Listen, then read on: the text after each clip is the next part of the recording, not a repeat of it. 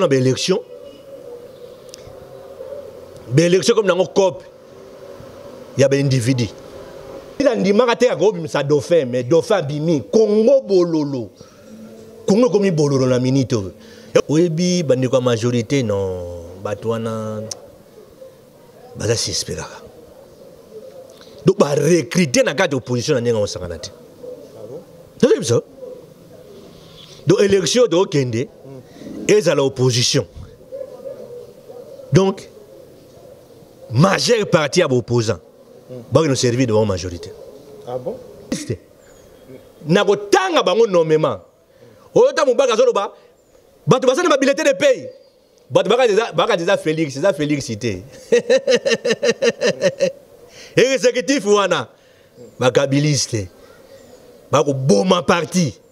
Azui kabundu na équipe de nyos. Équipe liste. Donc batu baye ko détruire IDPS. Batu baye ko boma Félix équipe wana. Dans la opposition nyos dans son ensemble. Non, une partie en fait. Mais une bonne partie. Baza recruté na majorité. Baza ba kabiliste. Bazali. Recruté ba secrétaire généraux. Ba recruté ba fédéraux. Ba recruté ba sectionnaire. Ba comment ba kabiliste. Rompi. Donc bazo lia ba mbongo ba $200, ba $500. Tano ba montant ouais. Ba $1000. Bazo kotisa na ba kombo ya bato baza ba membre ya ba parti wana te comme ba candidat. Tala bata majorité ba koti na côté opposition comme ba candidat. Bozo accompagner na ba parti de politique d'opposition. Bozo ko accompagner nan. Est-ce que bato na opposition bazangi te? Mais pourquoi que nous avons ba kabiliste ko tia bango na liste ya ba parti politique il y a opposition. Rébellion. Ce que l'opposition a décidé, oui, Moïse Gatoumi, candidat président, n'a comme rebelle. N'a pas de démocratie. Pour ça, n'a l'art. Pour ça, n'a pas. C'est ça que nous avons comme chef de l'opposition. Alors, Badoua Tigo Bengana Kabila. Badoua Touba comme on a Kabila, c'est pas Kabila, c'est la question. Afin de les Congo, c'est l'art à blaguer. Comprendre? Na Congo muto leki Kabila na mbongo azati. Donc soit la politique olanda batu na mbongo, batu bati ko landa ba Moïse balanda ka Kabila. Ba no senga Kabila biso politique za pona des gens ga théorie mais tozana na besoin mbongo. Kabila na bike Kabila opesa ne bango. Po ba sengi ete. Oya ko senga ye na bike Kabila ko pesa bango. Pona kusu be bazwa kana bango. Ba na zoka na Moïse. Moïse numéro 1 en opposition. Ah! Tala na komi rebelle na Congo pour akomona makambo ya mona na vie na ite non yebisa to koma ba rebelle et puis et ko sele bana wapi bana ba décider IDPS fandi MLC IDPS le baka no candidat ya IDPS za Moïse IDPS Koufi donc ba parti politique nyonso pour MLC oh, INC, oh, parti bou. Oh, le baga parti le baga non. Candidat na biso ya opposition za Moïse. Parti na Koufi. Mais Jean-Claude Vom. Jean-Claude Vom. En 2015 za mukie. Biso donc na zambate na kisasa awa. O de na 2015 za mukie to banda rébellion. Politique azaka na politique to zonga sa Moïse gouverneur na katanga to na problème na été. En 2006. Président du Sénégal na élection te Congo ke na élection. Comprendre? À venir à Congo, ils sont liés à Moïse. À rêver. Vous à rêver. Moïse a une élection, c'est Congo qui a une élection. À venir à Congo, ils sont liés à Moïse. Ceux qui vont venir à Congo, ils sont liés à Moïse, basé à Moïse. Il y a un retirer candidature. Il y a un parti d'une élection. La nationalité congolaise, la procédure, au sein de la politique, la double nationalité, c'est interdit. Mais Vision Plus TV, l'excellence et la rapidité. secondes, une actualité nous tombe et chaque semaine nous sommes sur terrain avec un invité, bien sûr pour Nako Sembola Bongo, Masolo, il y a République démocratique du Congo et surtout Masolo Italie politique, il y a RDC. Les lois alliés Sengo Mingi, après beaucoup de temps, vraiment, Bato Mingi, Batuna Kibiso, qu'est-ce qui se passe? Pourquoi est-ce qu'il y a Zoyo Kanaesu Souté, Akenda Wapi, Bongo honorable Kovo Ingila, Moko Yabachisekediste, Tokuta encore une fois les lots, Mbote Mwana Mboka, honorable Kovo Ingila. Mbote Nayonde, journaliste. Silence pendant beaucoup de temps, Batobele Bamituni Motuna, silence en Gozalaki du Yanini. Merci, les journalistes. Moni biso toza ba acteur politique, to bundaka pona intérêt école. To bundaka pona intérêt à peuple. Tant moni école yo tambola bien te, peuple a souffrir. Solution au monde en até, il faut qu'on mûrir réflexion. Parce que biso toza ba homme du terrain, to ba bagarreur. Ou ta la système de génie ni adversaire à enango. Nyangani ni masolezo kende. Comprendre? C'est tout solo lana l'esprit. Pour biso to abana banganga. Hein? To abana banganga nzambe. To abana banganga. Tu sais que dans grand ganga politique. En tant que chrétien na mwana banganga nzambe, en tant que politique na mwana nganga. Donc pour tu sais que dans grand ganga pour mboko. Alors il faut que je attends. Il y a solo lana Dieu le Père. Il y a solo lana Dieu le Fils. Il y a solo lana Dieu le Saint-Esprit. Il y a solo lana bakoko. Pour nous yeba village nini stengeli kuzwa. Pe position ni to sengolo tele manango. Pe nini to sengeli sala pona intérêt ya école pe ya peuple. Il y a un moment qui tana nga ya ko mûrir réflexion ana. Il y a solo lana ba esprit na ba grand wana tout pour que makambo kende bien. Si on a monique c'est bon qu'on a obima donc ma soleil à peuple le mono yo kutana na obima mais peut seulement quelques minutes. Il y a solo pour na kenga ma sola politique. Magamozo kende bien ndenge na boni nozo mona na processus électoral où ezali au kende. Depuis la candidature et salemaki na makamonde ezali ko kende d'ici là élections fixées pour le 23 décembre ozali ko mona ngo d'abord boni. Bon, c'est vrai que tu as une élection. Tant que tu insistes pour l'élection, il y a que dans le calme, il y a des Kabila Pembeni. Il y a des Kabila Zana Kleboa, le Ligota et Tokangae, à Roninganate. Nous devons contrôler pour que le troisième mandat ait été. Comprendre? Mais venez, Salema Nanenga au Sakanate. 2015, Mboga Nge Pelamoto. Pour ce que tu as une blague. Si tu as une action. Pour 2015, tu as une dynamique. Boni tu as un peuple. Boni j'ai écouté la rue. Pour que la loi électorale empêche de Kabila se représenter. Et c'est la dynamique et le peuple. Mais, na liro to ke nango wana nanga kotisi machine à voter ou autrement ba bingi machine à voler, machine à tricher. On a la loi électorale, na kati ya calendrier électoral ezalaki te. Za dona sika. Et puis na kati ya enrôlement na ye ba doublon le gitro. 16% ba to bazanga empreinte na kati ya fichier électoral. Complication. Sikoyo, acteur politique, ma quelle est l'union surtout comme gaga, focalisé, machine, doublon. Machine, doublon. Le 23 décembre, élection. Mais quand est-ce que tu as corrigé ce koyo, bah doublon? Quand est-ce que la machine est longue? Est-ce que ça piège la majorité? Bah c'est la veille, bah la machine, pour que tu dépasses la date il y a 23 décembre. Ils ont calculé. Alors, au lieu de focaliser ce koyo, moi, analyse et réflexion à biso autour il y a deux questions ana to yebasi réellement quand est-ce que tu go longo la machine na ba doublon et s'occuper l'élection c'est ngani ko salema il faut to yeba pour to éclairer peuple mais nazana mawaka parce que to bundi pona ba élection L'élection comme dans un COP, il y a des individus. L'élection comme dans un COP, ils ont pour un peuple. COP a individu. Élection il y a parti politique il y a.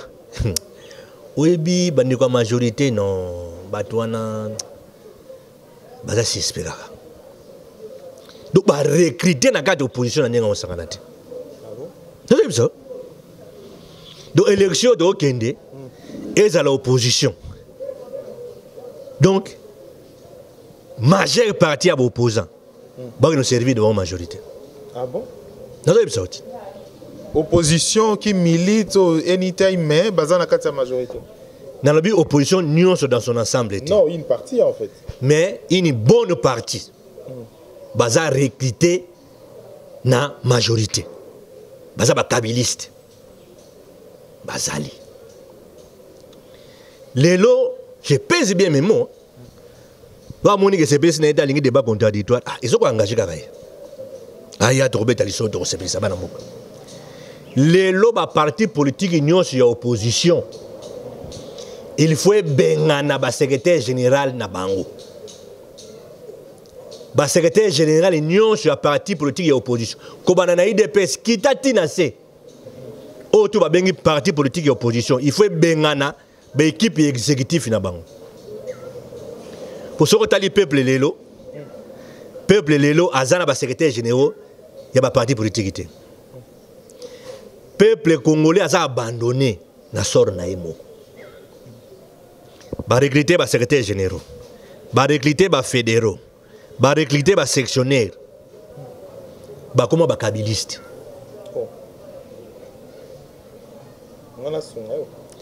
Aucun parti politique d'opposition est formé ba témoin. Donc moi je formateur. Loi électorale lobinin. Seni il faut former ba formateur. Ba formateur il faut pas que nous former ba témoin na ba parti politique.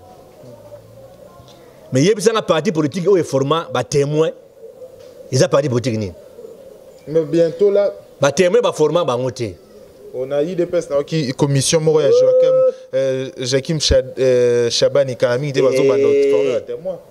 Chabani a dirigé commission à CEP. Ils ont chargé à la candidature. Comprenez?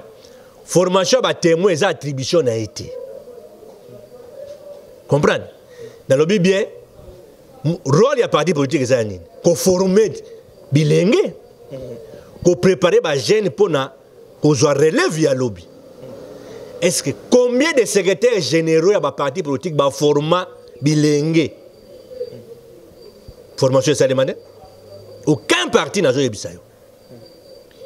2011 to lela ya ningwana. Na IDPS to lela ka na 2011. Et comme tanga oyana ba PV. Fédéraux nini, sectionnaire nini na ba PV a commune na azate. To kena même schéma. Donc c'est un schéma où ils ont avantagé la majorité. Des corrompus. Donc, il y a $200, $500, tu as un montant, $1 000. Bazo kotisa na ba kombo ya bato baza ba membre ya ba parti wana te comme ba candidat. Tala ba ta majorité ba koti na côté opposition comme ba candidat. Bozo accompagner na. Ba parti de politique d'opposition, bozo ko accompagner na. Est-ce que bato na opposition bazangi te? Mais pourquoi que nous avons ba kabiliste ko tia bango na liste ya ba parti politique ya opposition. Banane bossa musala wana. Ba secrétaire généraux, ba fédéraux na bango na ba sectionnaire. Dikola ba $200, $300, $500. Le parti Tozani. Sikoyo bato ba robima ba élu. Vous avez bateau baza ba volonté peuple te. Pouvoir organisateur et kobimisa bato na bango ba éjecté bango na ka opposition. Bango ne ba kobimati. bango ba bima Pour la majorité. bino sikoyo bokosie lumuka bokosie lumuka sikoyo ezokamwisa ngai bakandidat président de la république nyonso babimi komba na bango eza nini komba na bango ezali il faut bazala na majorité na baparlementaire ebele comprendre po soko bimi na présidence bobimisa premier ministre pour fandisa programme na yo mais un président oyo akozala élu so aza na majorité parlementaire te aza na badéputé ebele te c'est-à-dire bako voter le président après 3 mois babambi yo na se babloqué na programme na yo donc to baloli yo badéputé bablaki te assemblée nationale eza PTT comprendre yo moni kabila bano abatela majorité na yo po ayebi kuna nde masolo ebetamaka soko tie teti okobaluka na se tokobamba na se biso badéputé tokobamba na se so to bito bloqué le président de la République ti peuple abengana tokobloqué yo oyo na programme to rejeté oyo na budget to boaki libanda okosala eloko moko te okoma toko isolé yo yango mono apesaka président élu na majorité na ye mais lelo na bacalcul politique aucun parti politique au Congo est capable de rebimisa 100 députés ya ye moko ezate la configuration oyo ezate ezate qu'est-ce que ça signifie soko ke na palu majorité ba candidat palu eza bata bandundu palu ba mukie bangala muke majorité ba candidat à palu eza bata bandundu oye na MLC majorité ba candidat à MLC bato ba vibrer na MLC eza ka ba équatorien omona ba bonza omona ba mongo omona bikonda omona ba bato lisala ba équatorien ba zebele oye na IDPS malukai malubimpa majorité à ba candidat ce sont des Kasaïens ba Congo muke bangala muke ba Swahili muke majorité ya ba candidat baluba donc Kasaï oriental Kasaï occidental Lomami so ba calcul wana nde ezoko empêcher ba parti politique et que ne kozwa ba siège belé tribali comprendre donc eza comportement ba anti-valeur bato ba plonger na ba anti-valeur banani ba plonger ba parti politique na ki anti-valeur eza ba secrétaire généraux eza ba fédéraux eza ba sectionnaire ba sali musala mabe yango moni na piège ba tela biso ba longola deuxième tour na élection comme ga tour moko na sei oyo yeko kota comprendre et c'est siko que ba parti politique ba fani sa démocratie au fani si démocratie na ka parti na ote boza ba perdant bo sa de la plateforme électorale était bokei boza ba perdant net na ville ki sasa bikolo oyo eza majorité na ville ki sasa eza bato bandundu ozui ba Congo ozui bangala bango nde baza majoritaire na Kisasa trois bikolo oyo evimbisa Kisasa bikolo monsieur ezali mais ezali ngo muke mais bato bazo dominer eza bangala ba Congo bato bandundu comprendre chango nguto omega depo chango kuna ezaka de bikolo ba Congo na bata bandundu so yo ngana lo ba chidu okena chango peine perdue alors oye na funa okutaka ba Congo bangala ba dominer na funa soko yanga muswahili na muluba peine perdue ozomani ba parti politique ezo perdre ba siège pour na calcul ya mabe et puis ba candidat bazoya ba candidat non connu. Or, élection, c'est question ba leader locaux. N'est pas ba leader locaux basé belé. bateau peuple ayebi, bateau peuple alingi. Oso tcheka ayebwe, un coup de flamme. J'étais les mettre, tcha epela. Vous comprenez? Némé les CP leader le loko bazali. Na palu pe leader le loko bazali. Na yeni CP leader le loko bazali. Comprendre? Le soko tcheka tcha alimete epeli. Ils ont na funa. Nzambe afuna. Basile. Non yebsayo. Basile za iloko te na recruta Basile. Basile azaki lokola yo. Basile azaki politicien te. Basile azaki cadre na RCDN. Les descendants de Tchène Tshisekedi. Thomas Landa Junior. Deux fois l'homme du tempête. Mkonza funa. Non yebsayo. To balo lamboko Basile asalani. Basile za iloko te azotamba sa. Azo abima numéro 1 te. 7 ne bima champion. Soutien Tchène Tshisekedi champion du Congo. Basile a une élection en tant que candidat indépendant. Botanga komone pona nini? Aya susuti. Deuxième mi-temps. Bako beta mananenga osakana te. Nazo yebisa yo sentir ba champion fani na funa. To kolakisa bango ke funa nde champion. Funa za na ba konzi nango, funa za na ba leader nango incontournable. Le best ngane mukonga nzoko. No yebisa yo. Yo mona na fani tranquille no tala bango na okela bango na seka. Namona mdo bank sangait na seka. No seka. Parce que moi strekaka na ronuma. Tokendeka ronuma banani babimaki. Da batama na sima na batinele.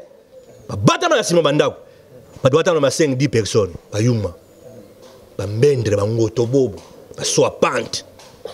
Hein? Ba parvenu. Ba za non formé politiquement ba ko bank sa bisoté. Comprendre? Idéologie nous se fandia. Donc au travail na Etienne Tshisekedi pendant des années, ils a facilité. Au fond na pemena vie wana.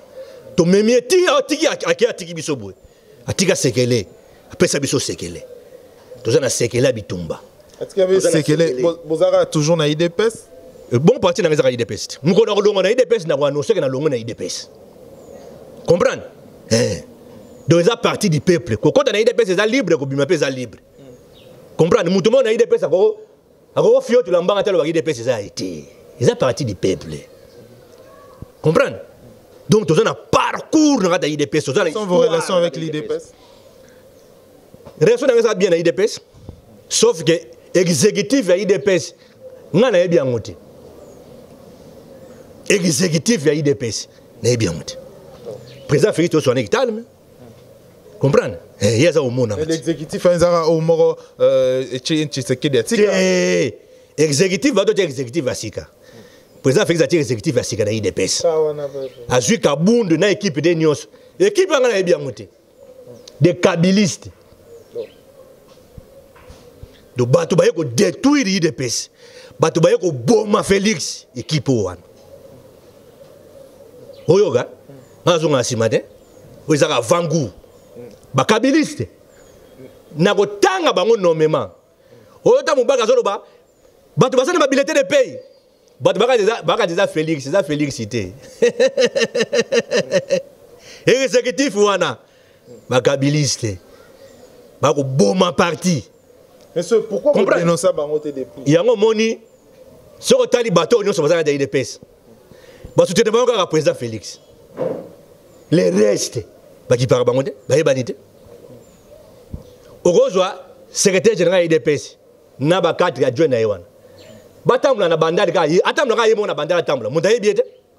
Ata koti zan wenye so kota muta occupé ete. Bo ba yi Bangote, ba on l'idée. Bango ba uta bamboka.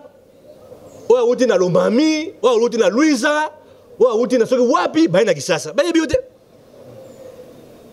Ba yebi Bangote na Kisasa. Mais bazaka na Congo ata mboka uti ke zaka Congo. Te. Omoni eloba mabele liste. Te. Kokene kozwaka monde politique neti. Monde neti ngai so na ke postuler neti na lobby ezaka ka Congo en fait. Eza Congo mais ville na ville ezaka na ba leader na. Ebi Tshisekedi a utarape. Eza kwa Kyungu. Eza kwa Kyungu te ko corridor de Tshisekedi na ba Trump wana. Te na lobby corridor de Tshisekedi na ba rang oyote. Comprendre? Tshisekedi c'est un monstre. Ba race kwa Tshisekedi wana ba obima après 50 ans. Ba obima. Comprendre? Asa monstre. Sikoyo mboka na mboka za na ba leader na.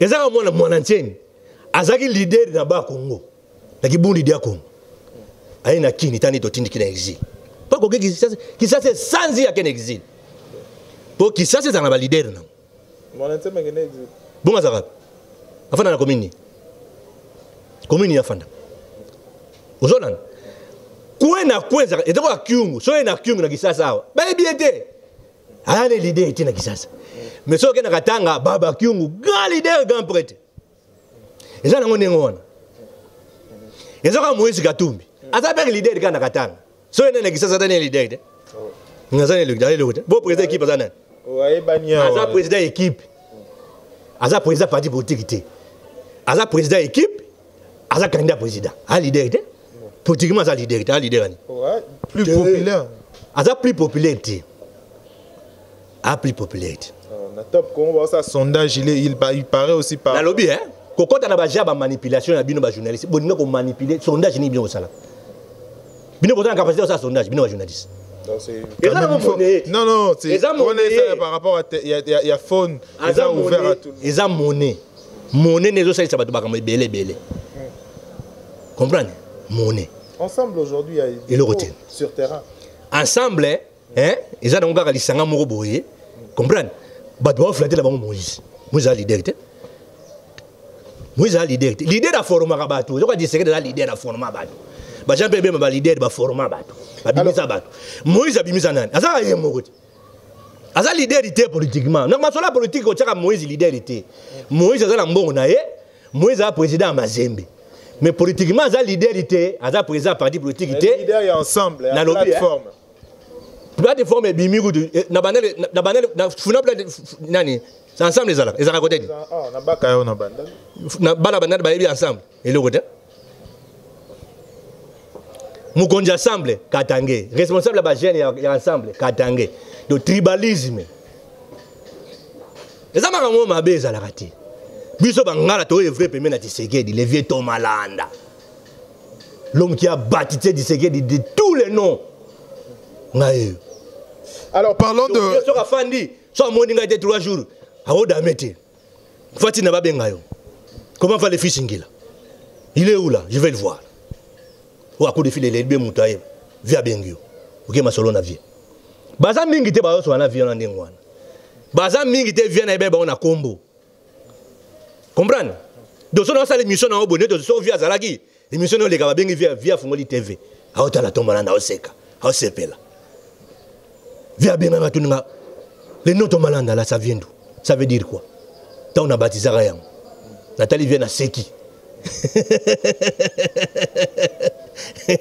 Natuni Rabi, bon wa mulumba. Yeudara wapi? Yengo lobanine. C'est le même nom.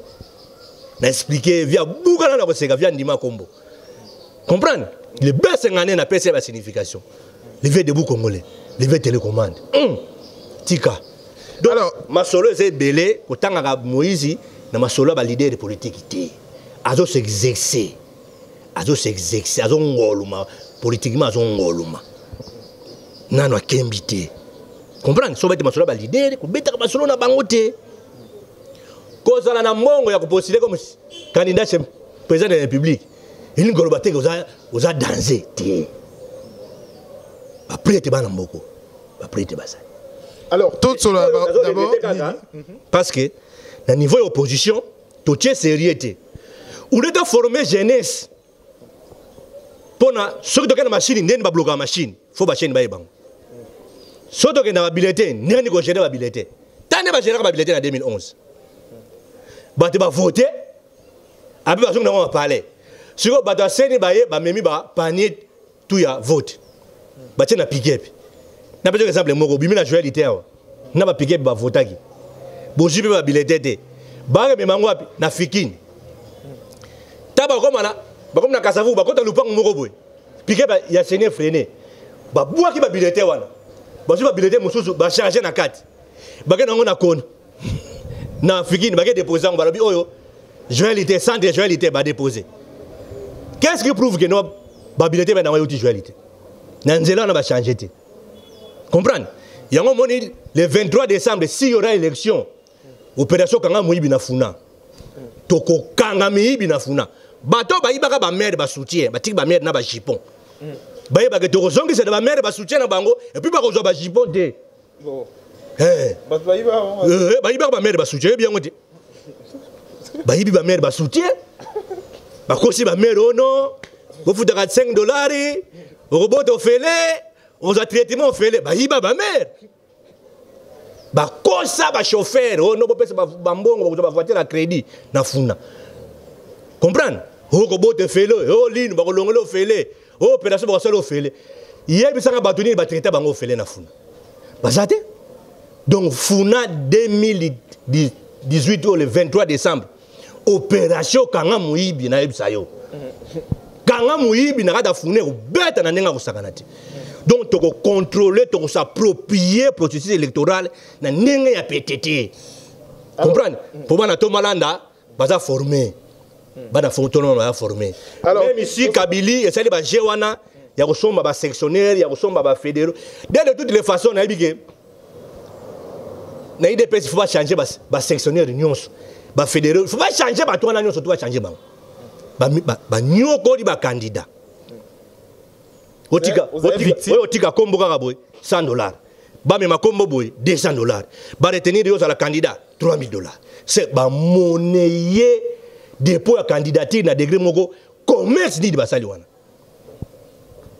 to ko dénoncer bango ne to dénoncer ka ba majorité oyena comportement majorité na opposition to ko dénoncer yo comprendre donc il faut pas bengana bato wana tout bon ça la musala mabe mais bato ba uti ba likasi ba uti ba lomami ba uti na ba fizi ba uti na ba on ba yeko postuler awa hein ngana otamula na chango na ko battre campagne pona ba opposant na ko soutenir o aza ba vrai opposant na moamba kuti koloba te tokoya ko soutenir na moamba alors toi sur makamususu ozali candidature commune il y a opposition stratégie il y a majorité parlementaire kaka bato les belé oh non bezana ngani te dynamique ekufa te dynamique ezali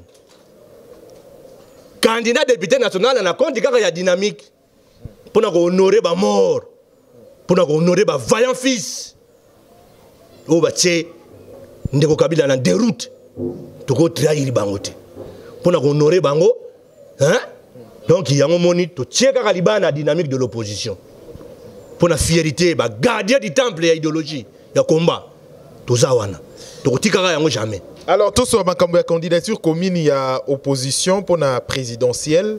Lélo d'abord, au Monango Boni aujourd'hui, et s'il y a de l'avenir? Avenir des autres. Opposition, côté Wanazo, ils ont pris ça. Bah, injecter bah non opposant, n'a pas de l'eau à opposant. De toi à moi. Matongo, c'était un opposant. Matongo. Hein? Afani Bena va opposant. C'est non-sens. Matongo. 100 000 avions. Ma sola 100 000 va être dans mon tête. Bateau qui a séni, tout le monde place mon compter $100 et 200 000 azade. Les gens qui ont compté, ils vont remplir le formulaire. Abimi. On va foutre 100 000. Avec 100 000, on va bien foutre. Virement bancaire. Virement bancaire. Bah ça, le virement quoi? Il y a un chèque. Bah virer qui déjà dans le trésor public. Chèque. Bah il y a un trésor où bah virer déjà et n'a numéro ya bah virer un trésor. Bah toi yo moni wana bena na ba compte na bango bazana. Pose 100 000 na compte ne faut ça na au-delà.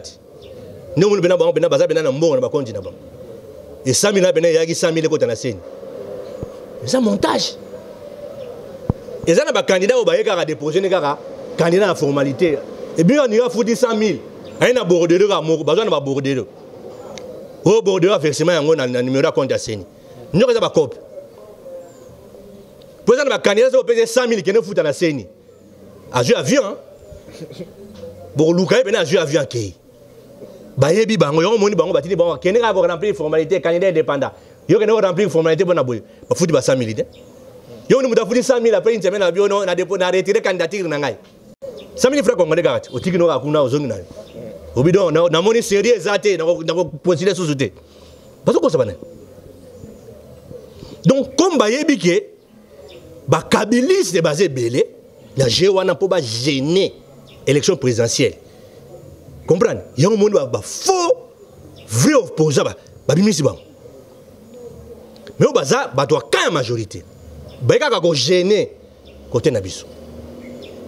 Ba te ba recruter bango hein. Molimo combat eza sous-souté. Et comme molimo intérêt ata l'intérêt na ye. Na tcha candidature comme ça tant barbato tout ça la masolo ya opposant toyo kana ba siringa na la vice premier ministre ba siringa na la ministre d'état ba siringa na la ministre Boenabo et ça ba cop ba comme élection cop peuple doit souffrir pays nana ngabelité Congo est occupé ah ba Congo ba le Congo occupé diaspora Congo occupé allez yo 800 000 ceux qui wapi oui non ah 100 000 quand tu as 100 000 francs congolais 100 000 dollars pour un candidat président de la République.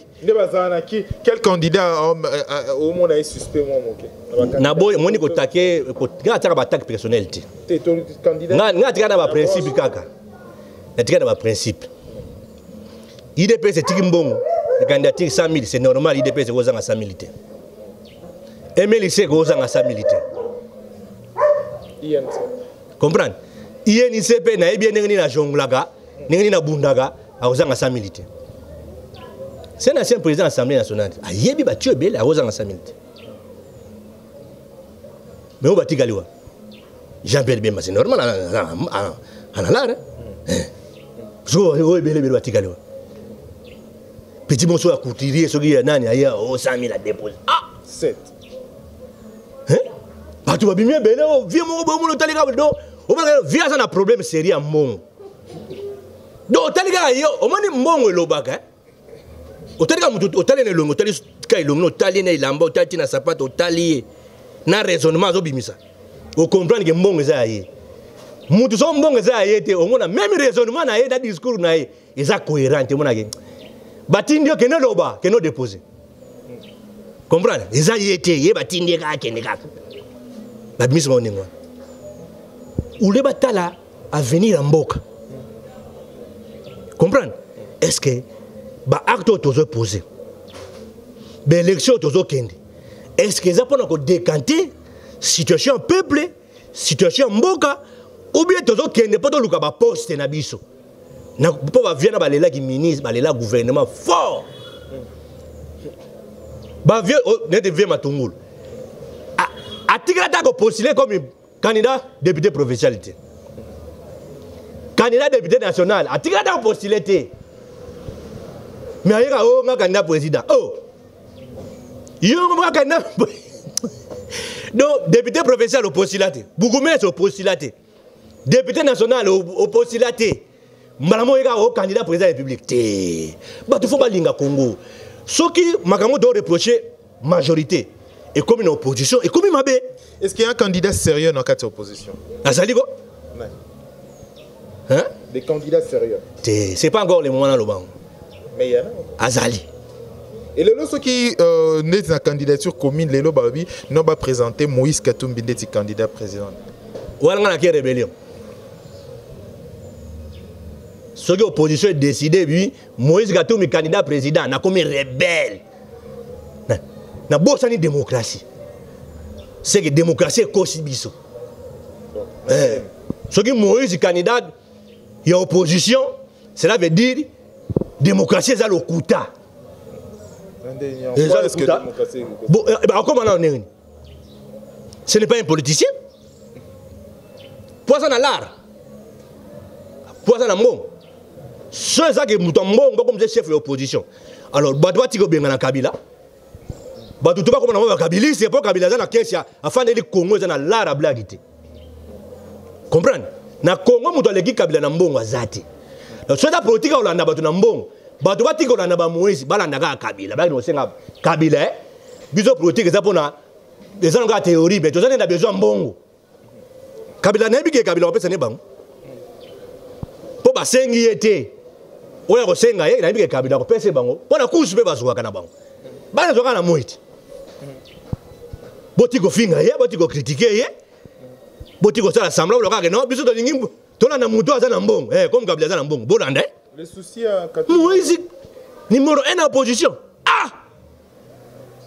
Tala. Na komi rebelle na Congo. Pour akomona makambo ya mona na vie na ite. Non yebisa. To koma ba rebelle.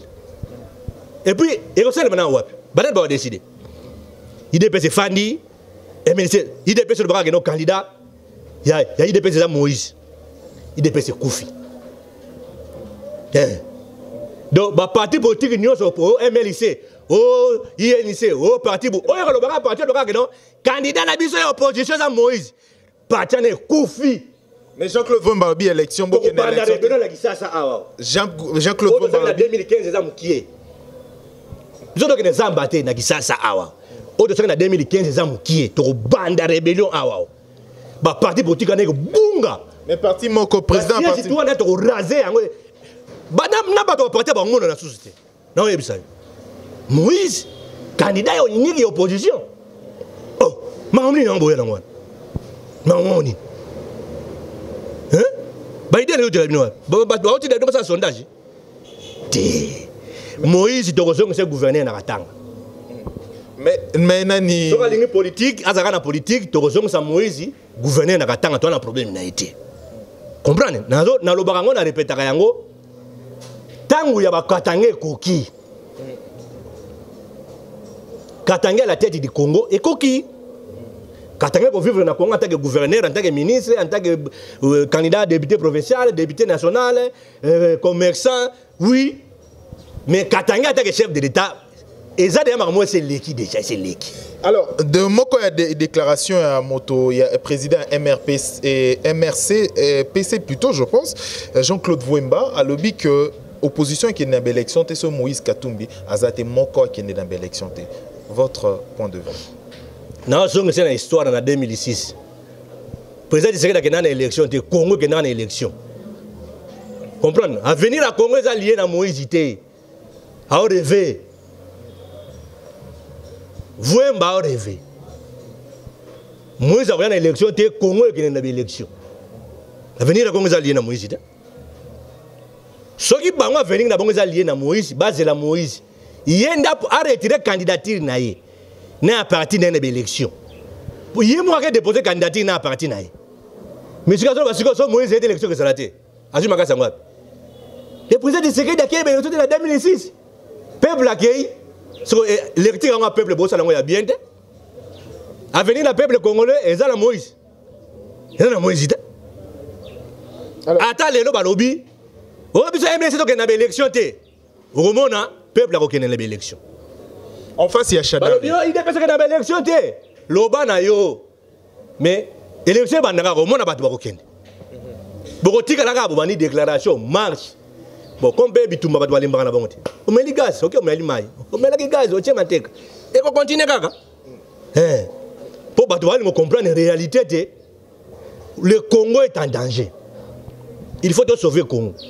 Pour te sauver le Congo, il faut te la uni. Orgueil.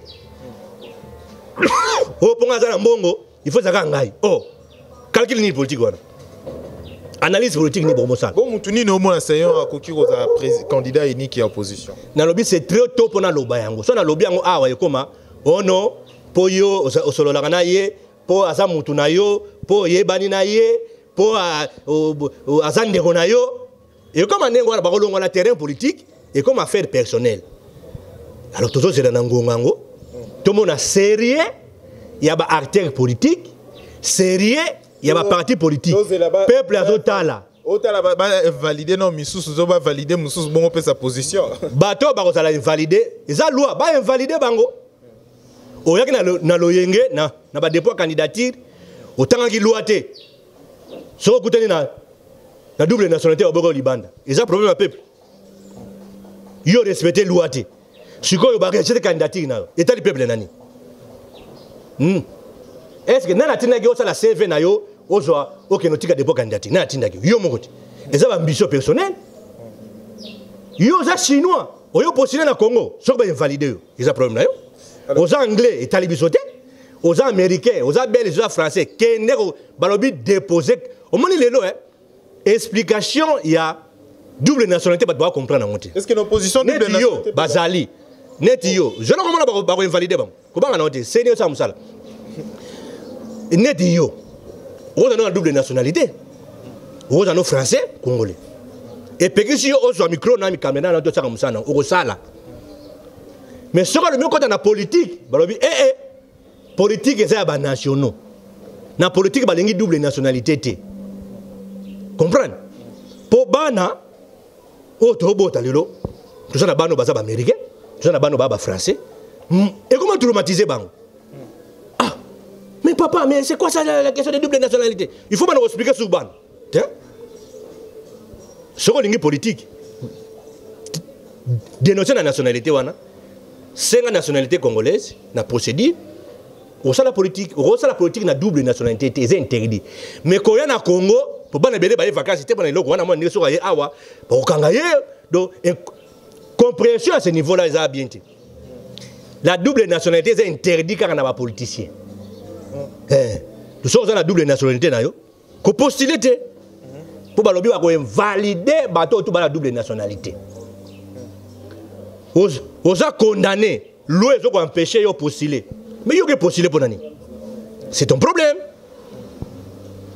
biso nous il faut respecter la constitution de l'Obaka exactement na bi yo respecter constitution ngana respecter ngote te oya ko respecter constitution te nanga na bakiseli yo invalider soki yo tiki bata double nationalité ba leka nanga oko silisa ne yo te ko mona pe élection te nanga ko mona élection te la CENI et aujourd'hui c'est sérieux en to traduire nanga justice sérieux na musala CENI ezali sérieux za te na enrôlement omoni lelo bato aloba o Shadari azandakala te o aza Thompson azali yanga rien aza biloko wana te Seigneur piège biso bato ne basala lecture politique te lelo 2006 ndeko Kabila bimaki candidat président aganaka wapi na est a perdu na partout mais na est a gagné ba publier président na 2011 lisusu tu as une élection tous les cas résultat il y a 2011 Kabila gagné wapi na est na Kinshasa 24 communes na Kinshasa commune moko vota ndeko Kabila ezalaka te ba Kongo vota été ba Ndunde vota été on ne parle lemba pour bazwa fimbu na vota Kabila te mais abimaka wapi na est babimisi be Shadari aza muta wapi ya est ce qu'aujourd'hui le nombre d'enrôlés à est est à 65%. Bah juste 35% d'enrôlés bah 4 ans na ouest na sud. Comprendre? Na nord, vas-y nord, sud, ouest. Et juste 35% d'enrôlés. Et c'est un moment 65% d'enrôlés. Neuronangai. Pour espérer qu'on bima chef de l'État, na élection, na voie légale, il faut qu'on travaille dans le côté est. Ce que on a dit là, machine on a y a majorité, on a des blagues, des blaguesité. Parce qu'on a pas chemin belé. Bon on va perdre le schéma classique, bah bimisi schéma brutalité. Bah on a deux schémas. Ce biso to que na schéma ni. O azan ndakala, megat. Megana ndakala no mona ndenge sala. Bato bazona ba sentiment, bazona ba déclaration moko neti bana mike. Politique eza bana mike te. Politique eza ba initié. Comprendre? Otali pena bi on t'a lobby phrase ozo analyser phrase ya lobby. Ozo ta donc un mois nazo analyser ka malobo yo lobaki wana. Na ba sikoyo il deni des caché wana. Babimisi Shadari. Pourquoi babimisi Shadari? Et là si j'ai réflexion. Oh azan dakala. Oh azali yanga. Oh azan Thompson hein. Il faut babimisi ne.